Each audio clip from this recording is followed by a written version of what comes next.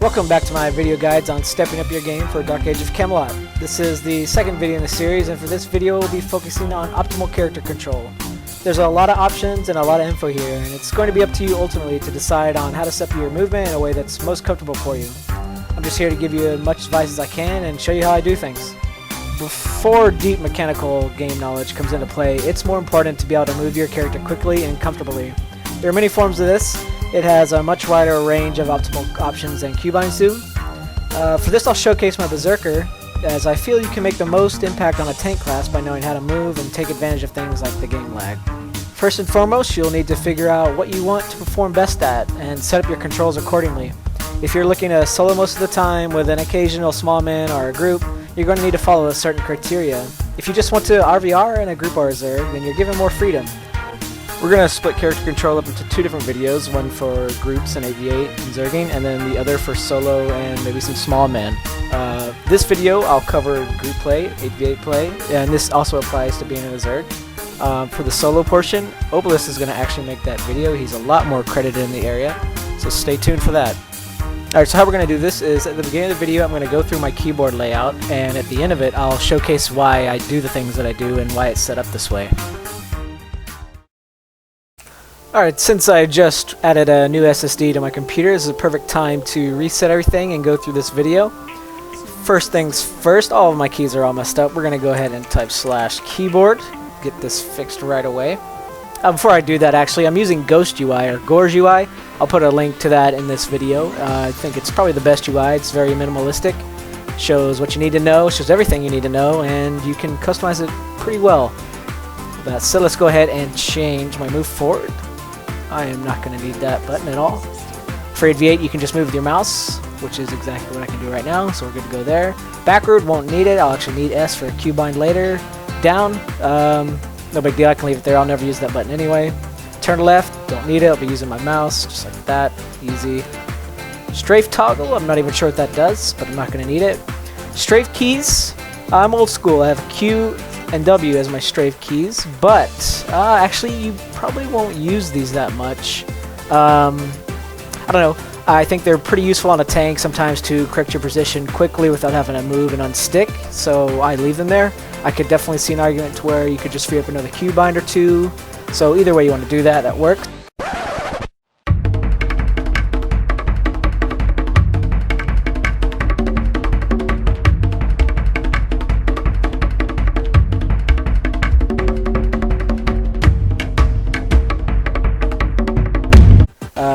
For jump up, I'm old school again. It used to be A, and that's what I've always had it. That's what it's going to stay. Down Z, yep, that works. Sit, stand, we'll make that. Control, nope, not that. Control C. Walk, I'll probably have to do that later, but nothing right now. My auto run is very important. That's pretty much how I move forward other than my mouse. If I need to click something while I'm moving, I'll just auto run, so tab works there. Sprint, V, that works. Follow, I don't use it. Stick, oh. Don't use it. Stick, space for me, and face, very important too. Actually, on all of my characters, number 1 is my face button. Right weapon, won't need any of this. I'll set this up in Qbinds on my own on each character. Actually, attack mode will make that middle mouse just in case I need it. Consider, don't need that. Need that Qbind. Need all these things for Qbind, so we're just going to erase all this.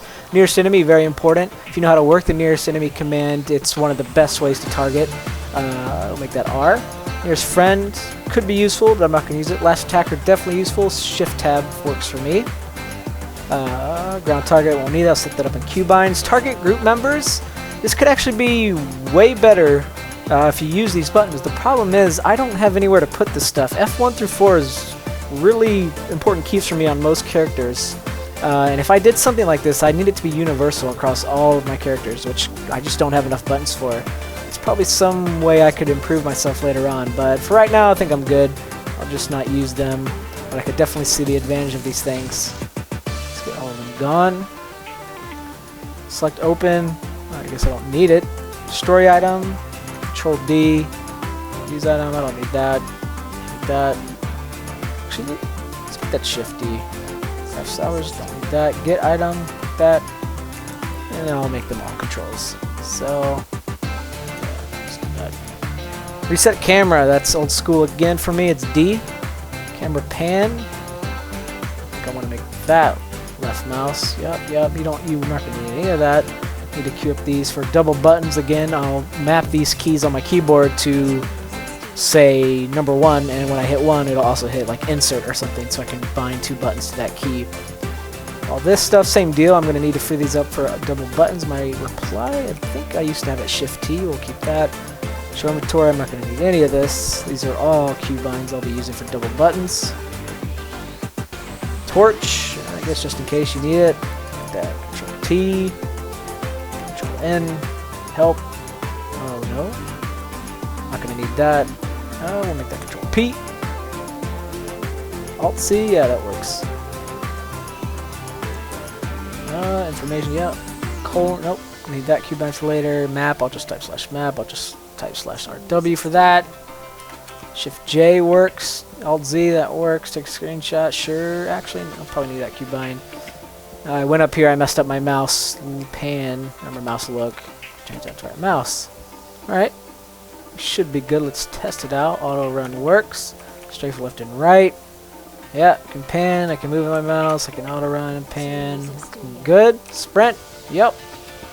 Sitting. Looks good. Alright, we're good there.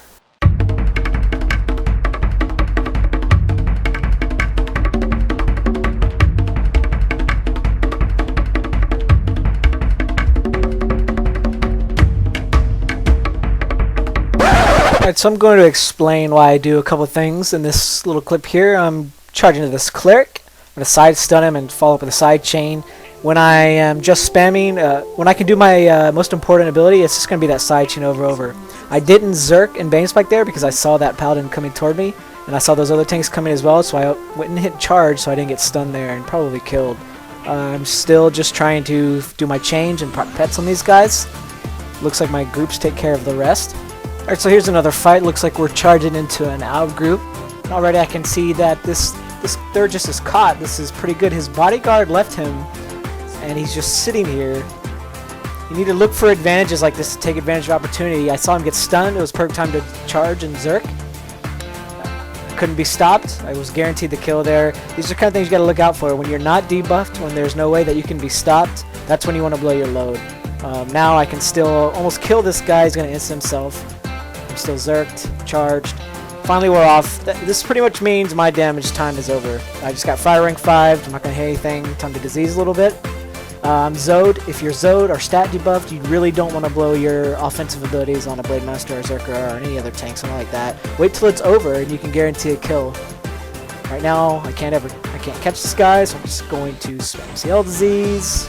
Run to him. I'm probably going to get mezzed. Oh, looks like he's nuking for some reason. So I'm just going to try to kill. Still spamming the side chain. That's always what you want to do whenever you have a chance to do DPS. I'll do the back here, but notice me always trying to get to a side. I'm trying to just get a side style off instead of following the back chain. If I'm not successful in landing the side chain while chasing him, I'll just continue with the back chain. Getting this pet off of my support. Still gonna go with the side chain. And that's pretty much how it works. Always go for that side chain. There we go. Dead. Another big issue is when someone is trying to peel you. You want to dance around him, try to lag, peel him back. Looks like I got the side stun off on him first, so I'm trying to just annoy him. It's a Veil Walker. We're in a tank group, and we're fighting a tank group, so I'm pretty much going to stick on him. I'm going to chase him a little bit, but you'll notice he's going to try to probably peel me back in a second. Actually, okay, I don't know what he's trying to do there, but there he goes. He's going to try to stun me off. It's good to keep yourself in motion, dance around. Always try to go for the side chain here. Always, always, always. Keep dancing around. Make it harder for him to stun you. It looks like he got me there anyway, but that's the idea.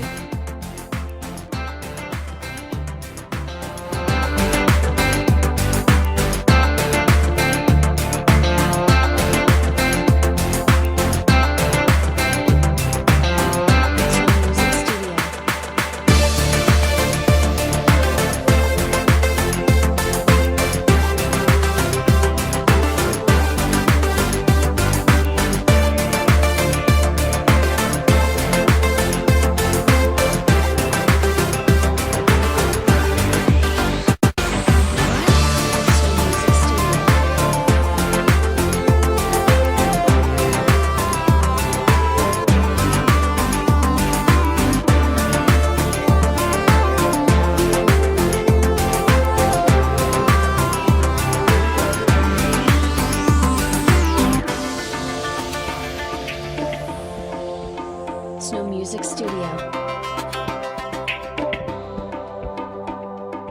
That's going to wrap up this second video on character control. Hope it was helpful. This is the best way to get used to this stuff is to just watch videos of good players and practice, practice, practice. The mouse and auto run movement is useful for any character. Class doesn't matter. It's good for healers, casters, and tanks. It's faster, it frees up keybinds for you, which you'll probably need on other classes other than a Zerker. Stay active on your tanks, keep dancing and forcing positionals. Take advantage of lag to handle enemy peelers and land positionals with. In the next video, we're going to optimally show you how to control your character for solo play. Obelisk is going to walk you through that one. After that, we will look at how to take advantage of lag and step up your game even further. Alright guys, thanks for watching. If you like what you see, subscribe to us on YouTube and follow us on Twitch and Facebook. You can try Dark Age of Camelot for free at darkageofcamelot.com, and I will see you all next video.